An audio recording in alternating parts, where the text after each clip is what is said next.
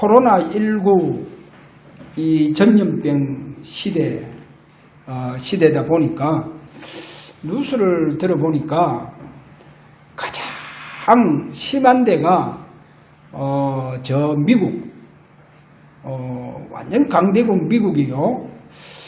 지금 많은 확진자들과 또 사망자들이요. 지금 엄청나게 나오고 있는 것을 보면서 야, 저 미국이 저렇게 지금 전염병에 이기지 못하고 있구나. 그것으로 끝나지 않고 미국 교회와 또 미국의 교인들까지도 지금 막 약화되어지고 무너지고 지금 이렇게 되어지고 있는 거예요. 그 다음에 보니까 저 브라질이 또 두 번째로 사망자가 많고 확진자가 많고, 그 다음에 이제 세 번째가 보니까 저 러시아가 또 이렇게 많은 전염병에 죽는 사람들도 많이 지금 나오고 있더라고요. 그리고 이제 이것을 보면서 지금 전 세계가 전 세계 교회가 약화되어지고 교인들이 지금 무너지고 있는 시대입니다. 이 코로나19를 인해서 교회가 약화되고 교인들이 지금 무너지고 있다는 거예요. 자, 그렇다고 하면 저는 이것을 보고 네피림 시대하고 똑같구나. 창세기 6장 네피림 시대하고 똑같구나. 그래, 이거를 보면서 하나님 노아에게 큰 은혜를 베푸듯이 오늘 우리가 큰 은혜를 받아야 되겠구나. 그래야 저와 여러분이요 큰 믿음이 생깁니다. 지금 믿음이 생기지 아니하면 안 됩니다. 이요 사람들이, 전 세계 모든 사람들이요 전염병에 다 노출되어가 있습니다. 노출되어가 있기 때문에 저와 여러분이 은혜를 받고 큰 믿음이 오늘 우리에게 생겨야 돼요. 반드시 은혜를 통해서 믿음이 생깁니다. 그래, 믿음이 생기지 아니하면 안 돼요. 왜 믿음이 없느냐? 큰 은혜를 받지 못하니까. 은혜를 받지 못하면 믿음이 안 생겨요. 그러면 늘 불안하게 살아야 된다니까요. 늘 불신앙하면서 살아야 돼요. 자, 오늘 이 문제가 완전히 해결되어지기를 바랍니다. 그래서 저는요, 지금 전 세계를 이렇게 보면서 이건 하나님 뜻이 아니지 않냐. 이렇게 교회가 약화되어진다는 것은 이것은 하나님 뜻이 아니다. 그래서 베드로전서 1장 15절에 보니까 하나님 피조물이 고대하는 바가 뭐냐. 피조물이요? 여러분, 지금 피조물이 고대하는 바는 하나님의 아들들이 나타나는 것이다. 하나님의 아들들이 나타나는 것이다.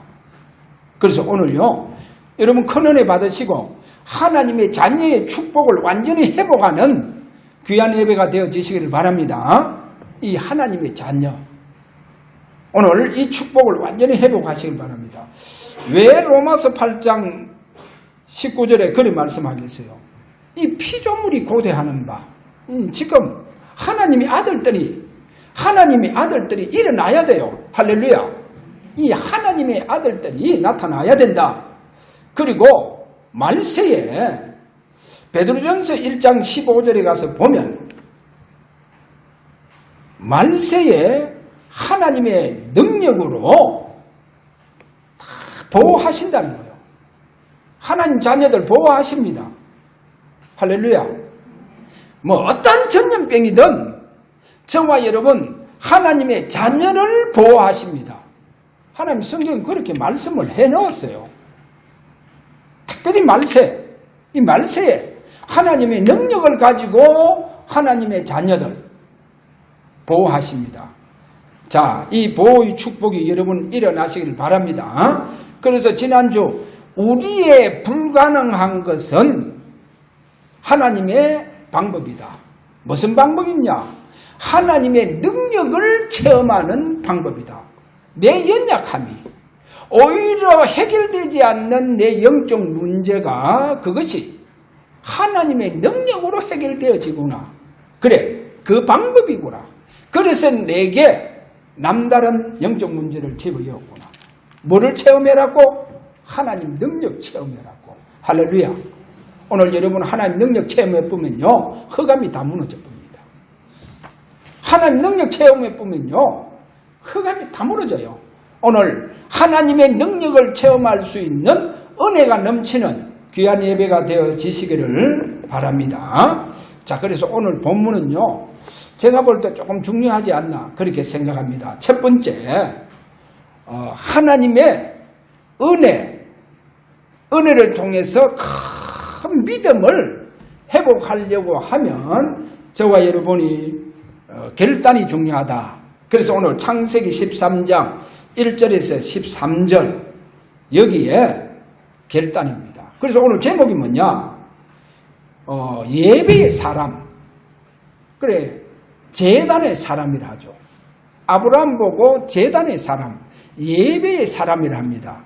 이 예배의 사람 아브라함이 오늘 본문에서 13장 1절에서 또 쭉 13절까지 더 내려가서 보면 아브라함의 큰 결단을 하고 그 다음에 18절에 가서 하나님 앞에 단을 샀죠. 단을 샀습니다. 그래서 제단의 사람입니다. 이 예배의 사람 아브라함의 결단, 이게 어느 정도 중요하냐? 오늘 한번 보세요. 그게 첫 번째 보면 아브라함이요, 창세기 13장 오늘 13절에 보니까 갈대아 우리에서 나와서 가나안 땅으로 가는 중에 하나님 얼마나 축복했냐? 오늘 여기 보니까 가축과 은금이 풍부하더라. 가축과 은금이 풍부하더라. 그만큼 하나님 축복해 줬는 거예요. 그 다음에 보세요. 롯을 보세요. 가나안 땅에서 아브라함이 데리고 나온 조카 롯 보세요.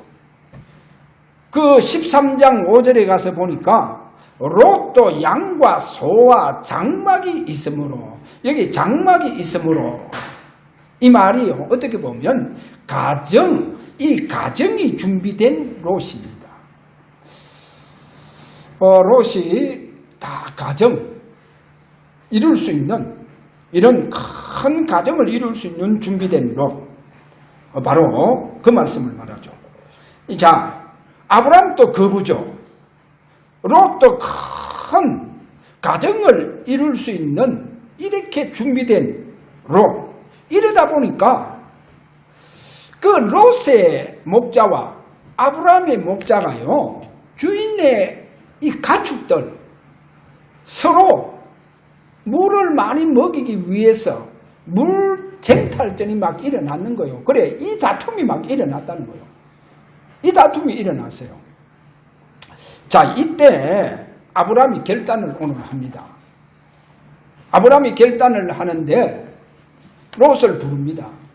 그럼 네가 먼저 택하라 하면서, 네가 장하면 내가 우하고 네가 우하면 내가 자하겠다. 그래, 먼저 택해라. 그래서 롯을 내보내야 되겠다라고 하는 것을 결단합니다.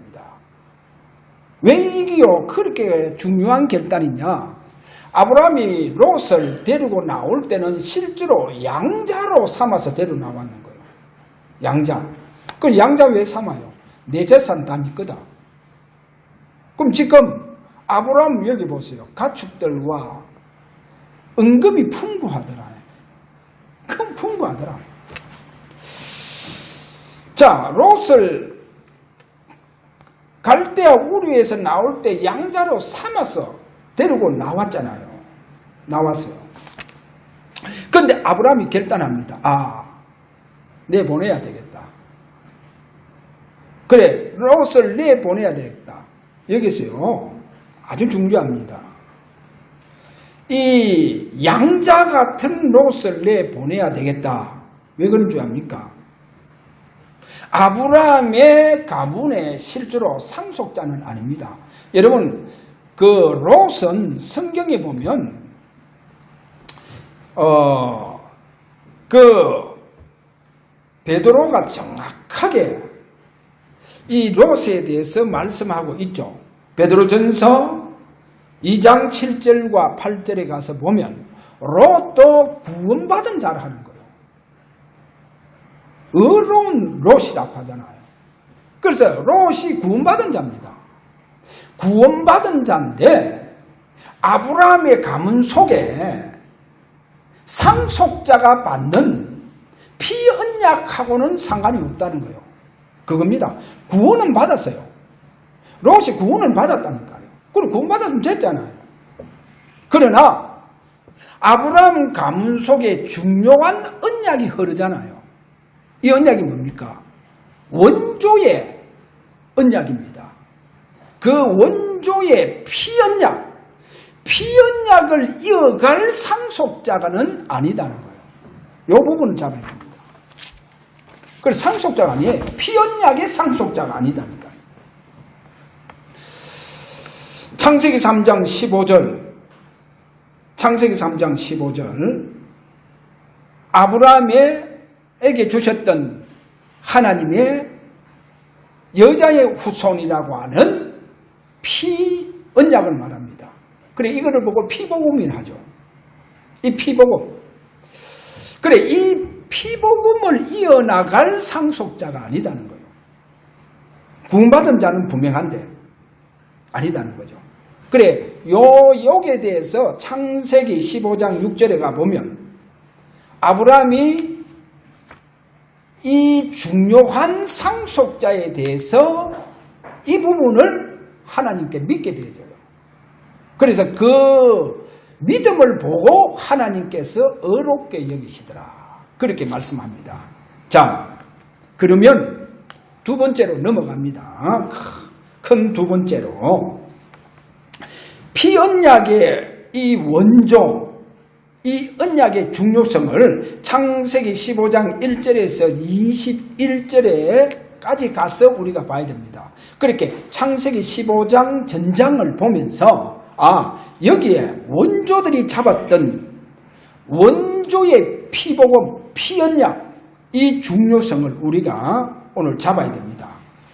자, 여기에 보면 창세기 15장 3절에서 6절입니다. 15장 3절에서 6절. 여러분 창세기 15장 여기에서 특별히 3절에서 6절까지 3절 여기 가서 쭉 보면 아브라함에게 분명하게 얘기합니다. 아브라함이 지금까지 하나님께서 상속자를 주시지 않았는 거예요. 상속자를 주지 않다 보니까 이 아브라함은 자기 집에 왜 롯은 이제는 떠나보냈고 이러다 보니까 종 엘리에셀이 나옵니다.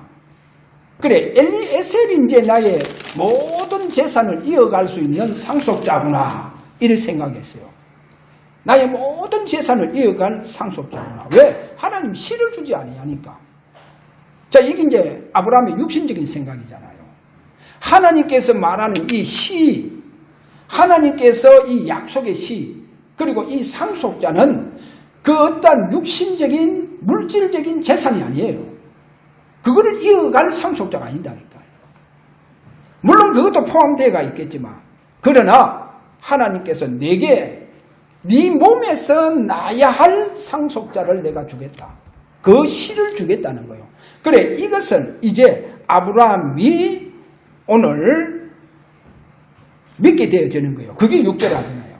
6절입니다. 아브라함이 여호와를 믿으니 여호와께서 이를 그의 의로 여기시고 자 이러면서 아브라함이요 7절에 가서 보니까 또 그에게 이르시되 나는 이 땅을 내게 이 땅이요 가나안 땅입니다. 내게 주어 소유를 삼게 하려고 너를 갈대인의 우르에서 이끌어 낸 여호와니라.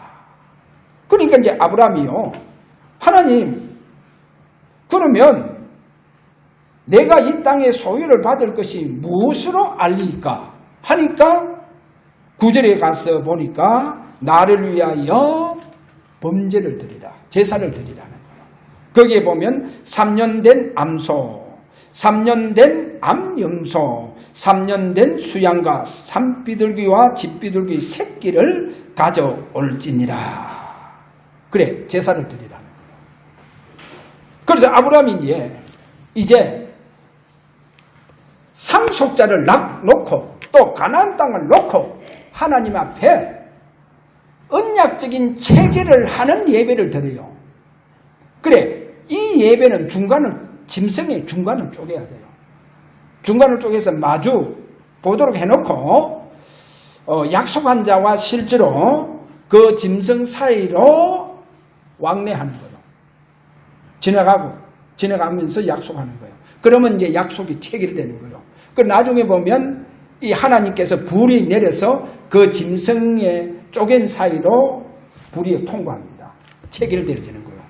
자, 그런데요, 오늘 이 제사에서 하나님께서 네 백성은 앞으로 네 후손들이 저 이방에 400년 동안 객이된다는 거예요.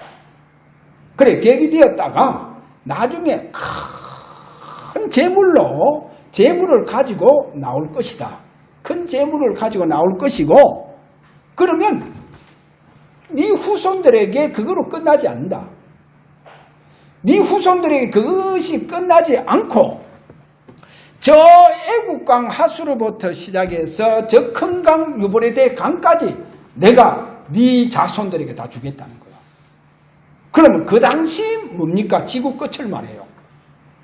그 당시 하나님께서 네 후손들에게 지구 끝을 다 주겠다는 거예요.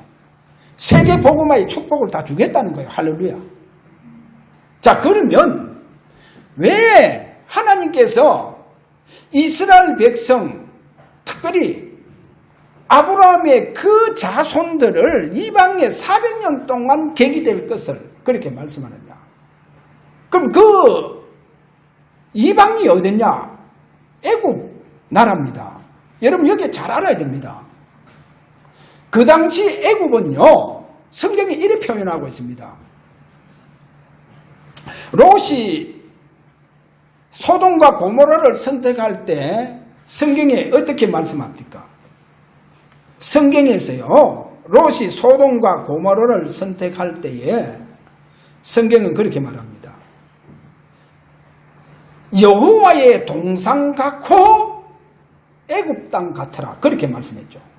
롯이 소돔 땅을 선택할 때 여호와의 동상 같으라, 에덴 동상 같으라는 거예요. 에덴 동상.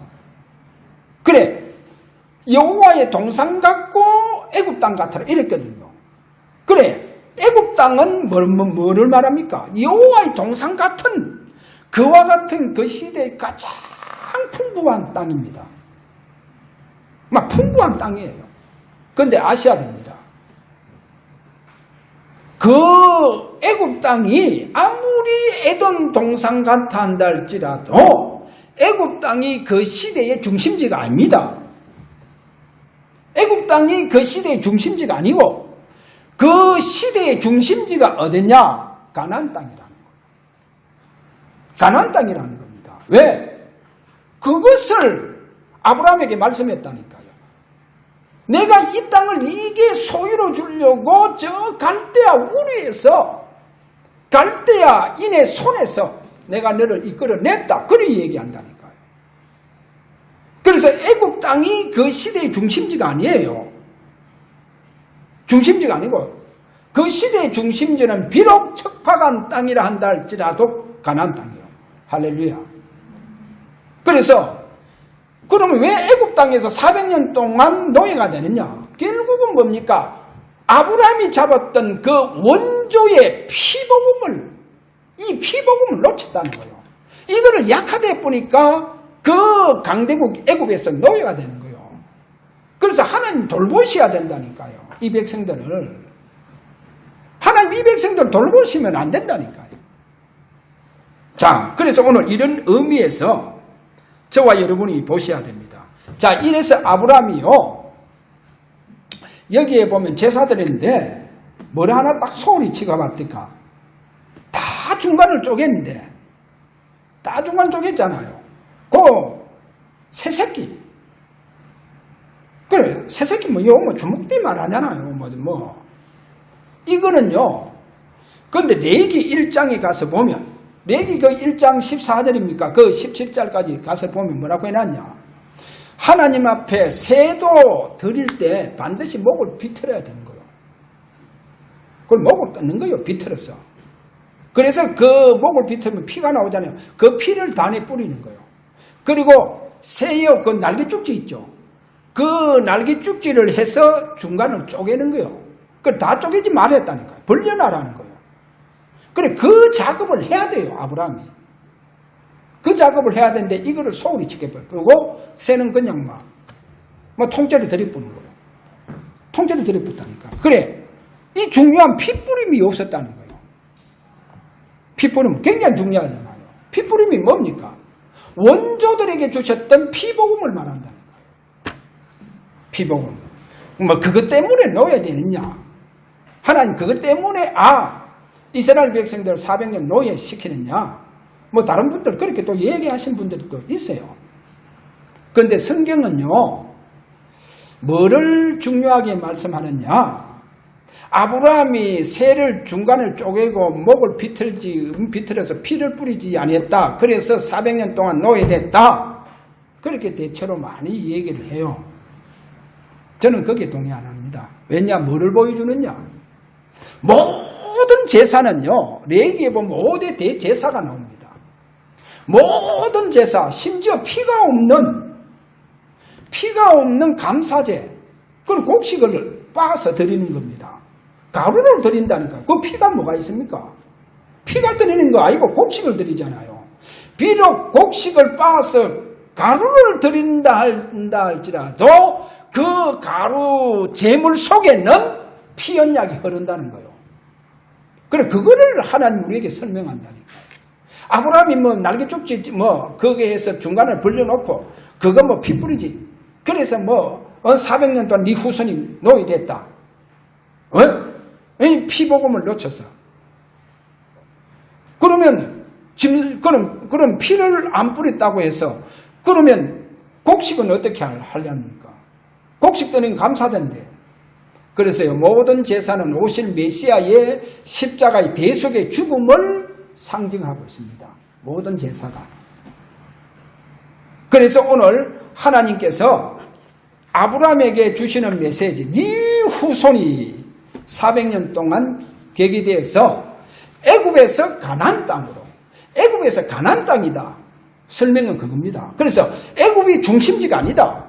애굽이 비록 여호와의 동상 같아 한다 할지라도 그 애굽이 중심지가 아니고 가나안 땅이 중심지다. 왜냐? 그 가나안 땅에 앞으로 너희들이 해결할 수 없는 죄 문제를 해결할 자, 죄로 말미암아 저주와 죄로 말미암아 재앙 속에 살아갈 그 하나님의 백성들을 긍휼히 여기사 하나님께서 그를 돌보시기 위해서 2000년, 지금으로부터 2000년 그 전에 메시아가 오셔서 십자가에서 피를 흘리시고 우리의 모든 죄와 저주와 재앙 문제를 다 해결하셨다니까요. 그래서 그 메시아가 오실 땅이 어딨냐? 가나안 땅이다. 그래, 가나안 땅이 바로 언약의 중심지다. 언약의 중심지지. 아무리 애굽 땅이 여호와의 동상 같한다 할지라도 언약의 중심지가 아니다. 그래서 하나님의 백성들이 그 가나안 땅에서 그 애굽 땅에서 나중에 요셉 이후로 보면요, 요셉 이후로 보면 이 피언약, 원조들의 피언약을 이것이 약화되고 상실돼 보여. 그래서 노예가 되는 겁니다. 그래서 노예가 되는 거예요. 그래서 우리가 오늘 성경에서 좀 정확하게 오늘 우리가 좀 잡으면서 가야 됩니다. 왜냐? 너무 성경에서 아닌 소리를 너무 많이 하니까. 너무 아닌 소리를 너무 많이 해요. 아브람과 롯이 헤어지는 것이 그렇게 헤어지고 아브람은 뭐를 선택하냐? 산지를 선택했다는 거예요. 아브람은 아무것도 없는 데에서 시작했다. 그래서 우리 자녀들도 아무것도 없는 데에서 시작해도 괜찮다. 어디 아브라함이 아무것도 없는 데에서 시작했습니까? 은금이 풍부하고 가축이 얼마나 많았는데. 아니 그래, 롯도 이제는요 큰 가정을 이룰 수 있는 준비가 다 되어가 있었어요. 그래서 성경은 뭐냐냐, 그 땅이 용납하지 못하더라. 왜냐, 두 사람이 너무 거부로서 땅이 비좁아서. 그래서 이제요 그 땅이 용납하지 않는 거요. 그 뭐가 아무것도 없는 데서 시작했습니까? 그래서 단을 쌓았다. 아무것도 없는 데서 단을 쌓아서 하나님의 엄청난 축복을 받다. 성경 그런 말씀 없어요. 성경 그런 말씀 없습니다. 성경을 똑바로 보고 얘기를 하셔야지. 자, 오늘 잘 보세요. 오늘 중요한 것 저와 여러분 잡아야 됩니다. 창세기 15장이 너무 중요해요. 자, 이 창세기 15장. 그래서 오늘 세 번째로, 큰 세 번째로, 그러면 창세기 15장을 통해서 이 피언약과 원조 언약의 흐름을요, 오늘 저와 여러분이 잡아야 됩니다. 이것이 바로 상속자의 축복입니다. 그래서 저는 오늘 이런 얘기했어요. 교회를 다 다니고, 교회 다 다니는데, 여러분들이요, 내가 상속자, 이 피언약의 상속자로 이 축복 속에서 신앙생활을 하느냐, 아니면 그냥 구원받은 자로 신앙생활을 하느냐, 이게 둘로 나누어집니다. 둘로, 똑같이 신앙생활을 하고 있는데 둘로 나누어진다니까요. 자, 그래서 오늘 이 피언약과 원조의 언약의 흐름을 잡아야 됩니다. 자, 오늘 창세기, 오늘 거기에 첫 번째로 아브라함이 드린 제사, 이 아브라함이 드린 제사, 우리가 두 번째에 창세기 15장을 봤지 않습니까? 그럼 아브라함에 드리는 이 제사는 여러분 첫 번째로 여기서 뭐를 잡아야 되느냐? 아담과 아벨이 잡은 피복음이라는 거예요. 그래, 이것이 바로 원조들이 잡은 피복음입니다. 원조들이 잡은 피복음. 이것을 아브라함이 잡고 하나님 앞에 드리는 거예요, 지금. 자, 이 피복음을 말합니다. 그래서 보세요. 원조. 창세기 3장 15절. 원조 아담이요, 이 언약을 잡고 있잖아요. 자, 이 언약이요, 결국 누구에게 내려가느냐? 누구에게 내려갑니까? 아담의 장자 가인에게 내려가지 않고 누구에게 넘어갑니까? 아벨에게 넘어가는 거예요. 이게 아벨에게, 장자 가인에게 넘어가지 않고 동생 아벨에게 넘어가잖아요. 그래서 동생 이 아벨이 창세기 4장 1절에 4절 거기에 하나님 앞에 제사를 드릴 때 이렇게 말씀하죠. 여호와께서 아벨과 그 제물을 받으셨다. 먼저 아벨을 받으셨다는 거예요. 그 다음에 그 제물을 받으셨다. 그 중요한 것은, 그러면 가인은 뭡니까? 먼저 가인을 받지 않았는 거요. 가인을 받지 않았다니까요. 가인을 받지 않고 가인이 드린 제물을 받지 않았는 거요. 그래서 가인이 도대체 그건 뭐를 드렸기 때문에 안 받느냐? 가인이요, 농사꾼입니다. 농사꾼으로서 1년 농사에 하나님 앞에 그 농사의 첫 이삭, 그래서 이 곡식을 하나님 앞에 드렸는 거예요. 그 곡식을 드렸다는 것은 레위기에 곡식을 드리는 것을 보고 감사제를 합니다. 그럼 감사제를 드리는 거예요. 그러니까 제물에는 아무 이상이 없다니까요. 제물에는 아무 이상 없는데 하나님은 가인을 받으시지 않더라는 거예요. 그래, 가인이 뭐를 놓쳤냐? 거기에서 3절에 가서 보면 세월이 지난 후에 이래 나오잖아요. 세월이 지난 후에 가인이 세월이 가면서 놓친 게 뭐냐? 바로 이 피복음을 놓쳤다는 거예요. 피언약을 놓쳤다는 거예요. 그래, 피언약을 드리지 않았다, 그 말입니다. 자, 그러면 아벨은 하나님 앞에 이 제사를 통해서 하나님께서 연락하잖아요. 그래서 조금 본문을 창세기 4장의 성경 말씀을 제가 조금 각색할게요. 좀 각색합니다. 그걸 좀 이해해 주세요. 왜? 성경을 조금 제가 이거는 제 인간적으로 설명을 합니다. 여러분 이해를 조금 돕기 위해서. 가인이 장자입니다. 장자인데 반드시 이 피언약이 자기를 통해서 내려가야 돼요. 그런데 이 피언약이 자기를 통해서 내려가지 않고 자기 동생을 통해서 내려가는 거예요. 얼마나 열받겠어요. 그리고 제사도 하나님 안 받는 거예요. 제사도 안 받으니까 얼마나 열이 올라요. 안 되겠다. 그러면 내가 아벨을 없애버려야 되겠다. 아벨이 없으면 그러면 결국은 내가 장자니까 이 피 언약, 이 피복음은 나를 통해서 내려가겠지 해서 동생을 쳐 죽입니다. 동생 쳐 죽여요. 근데 하나님 뭐라고 말씀하느냐? 동생을 죽이는데 하나님께서 가인에게 네 아우의 피소리가 내게 호소한다는 거예요. 네 동생의 피소리가 내게 호소한다는 거예요. 그 말은 뭐냐? 아벨이 분명히 하나님 앞에 뭐를 잡고 드렸습니까? 오신 메시아의 이 피복음을 잡고 드렸거든요. 그래 그 피가 내게 호소한다는 거예요. 호소한다는 거예요.